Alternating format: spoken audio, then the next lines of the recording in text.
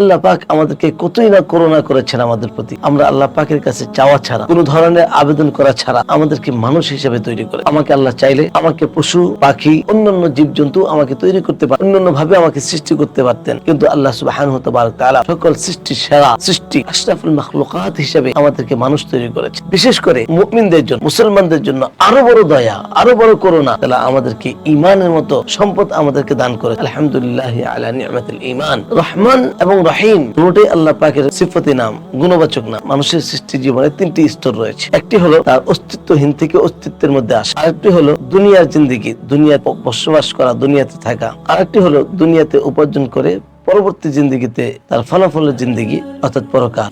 এই পুরো অবস্থাটাই হলো এই দুইটা সিফাতের অন্তর্ভুক্ত, আর রহমান আর রহিম। আল্লাহ সুবহানাহু ওয়া তাআলার দয়ায় আমাদেরকে তৈরি করেছেন। আমরা আল্লাহ পাকের কাছে কোনো ধরনের আবেদন করিনি, আল্লাহ পাকের কাছে কোনো ধরনের দরখাস্ত করিনি যে আল্লাহ আপনি আমাদেরকে মানুষ হিসেবে তৈরি করুন, কিন্তু আল্লাহ সুবহানাহু ওয়া তাআলা আমাদেরকে কোনো ধরনের আবেদন ছাড়া, চাওয়া ছাড়া, দয়া করে, মায়া করে, করুণা করে আল্লাহ রাব্বুল আলামিন আমাদেরকে মানুষ হিসেবে তৈরি করেছেন। আল্লাহ চাইলে আমাদেরকে অন্যান্য জীবজন্তু হিসেবে তৈরি করতে পারতেন, আল্লাহ চাইলে আমাদেরকে কুকুর, বিড়াল, শূকর, অন্যান্য কিছু তৈরি করতে পারতেন, পিপিলিকা বানাতে পারতেন, কিন্তু আল্লাহ পাক আমাদেরকে সকল সৃষ্টির সেরা হিসাবে আমাদেরকে তৈরি করেছেন।